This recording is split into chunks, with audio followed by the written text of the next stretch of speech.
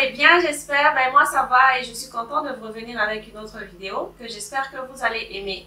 Si c'est votre première fois de tomber sur cette chaîne, mon nom est Malaika, je suis entrepreneur et passionnée de business. Sur cette chaîne, je partage avec vous des astuces, des informations qui peuvent vous aider vous aussi à commencer votre business. Donc, si c'est vraiment une thématique qui vous parle, qui vous intéresse, n'hésitez surtout pas à vous abonner et à partager la vidéo avec vos proches ainsi que vos amis. Je vais vous parler des marchés de la Turquie parce que je sais que beaucoup de gens sont venus cette année. Il y a certains à qui j'ai recommandé des agents.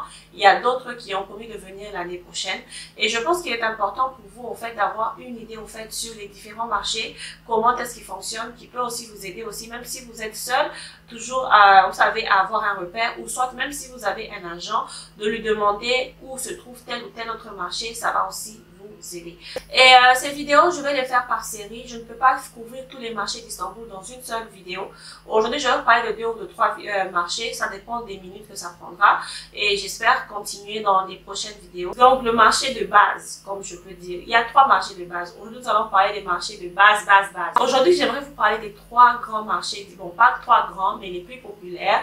Le marché d'Aksaray. Ce marché-là, je prends un exemple. Quand vous atterrissez de l'aéroport, vous pouvez demander vous pouvez dire au chauffeur de taxi que vous allez à Aksaray. Aksaray, c'est un quartier populaire où il y a plusieurs boutiques. Vous pouvez toujours dire Aksaray. Si Aksaray vous complique, vous pouvez juste retenir Laleli. Laleli, ce sont les 2 grands marchés qui sont étendus sur 2 arrêts de train ou de tram. C'est mieux que je puisse parler de tram. Le premier tram, c'est le tram d'Aksaray, si vous prenez le tram. Je vais aussi vous parler du système de transport d'Istanbul, que vous puissiez comprendre comment ça marche. C'est aussi important quand vous venez ici.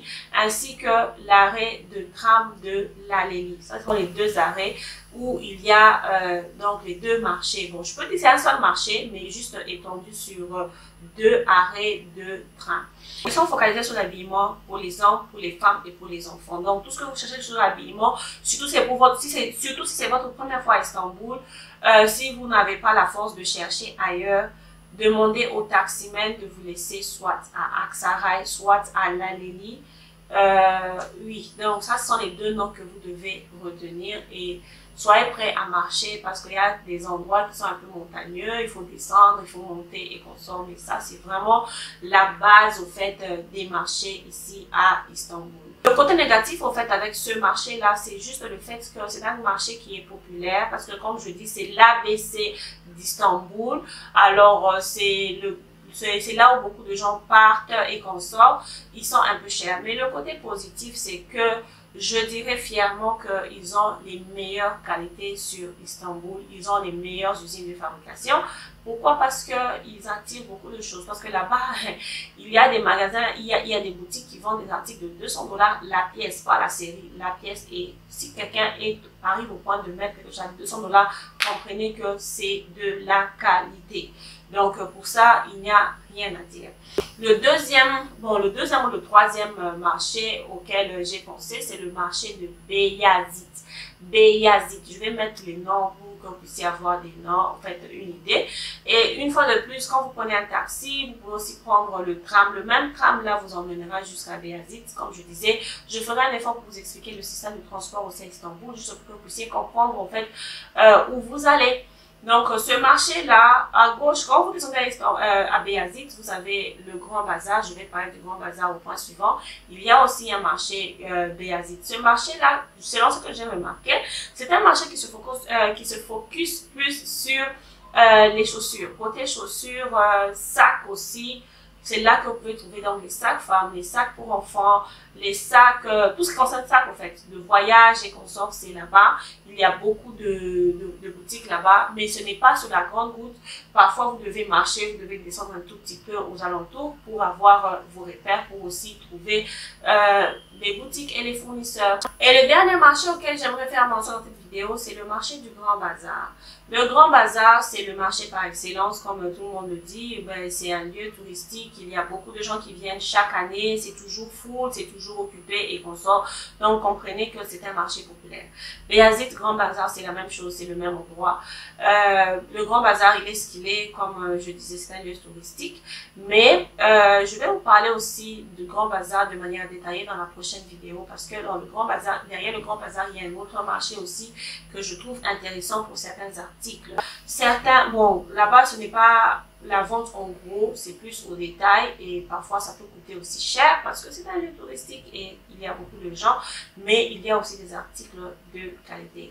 Si vous pensez acheter des histoires personnelles, en tout cas au Grand Bazar, vous pouvez trouver des bonnes choses. Mais avant d'acheter au Grand Bazar, rassurez-vous de comparer les prix ailleurs aussi.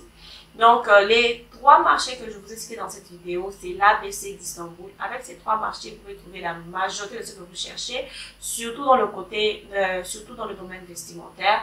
Et avec ça, je pense 80% ou 90% de ce que vous voulez acheter sera disponible là-bas. Le côté positif des marchés que je vous ai cités, c'est déjà, comme je disais, c'est des endroits très fréquentés. Il y a beaucoup de touristes là-bas. Il y a des bonnes boutiques de bonne qualité et c'est accessible, c'est facile à trouver.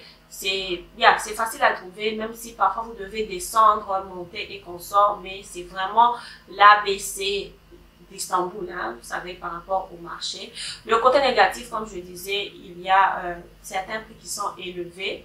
Parfois aussi, c'est facile au fait de vous faire duper aussi, si vous n'êtes pas, careful, si vous ne faites pas très attention. Donc, vous devez aussi faire attention à ça, qu'on ne puisse pas vous duper. Aussi, c'est l'endroit, c'est le quartier général des imitations aussi. Il y a beaucoup d'imitations là-bas, il y a beaucoup de bonnes choses là-bas. Et donc c'est ça. Si vous venez à Istanbul et que vous n'avez pas besoin de vous faire accompagner avec ces 3 marchés-là, avec ces 3 noms-là, vous pouvez faire quelque chose de votre séjour ici à Istanbul. Donc j'espère que cette vidéo vous a aidé. Vous avez noté les noms. Et moi, je vais continuer cette série dans la prochaine vidéo. Je vous dis merci pour votre temps.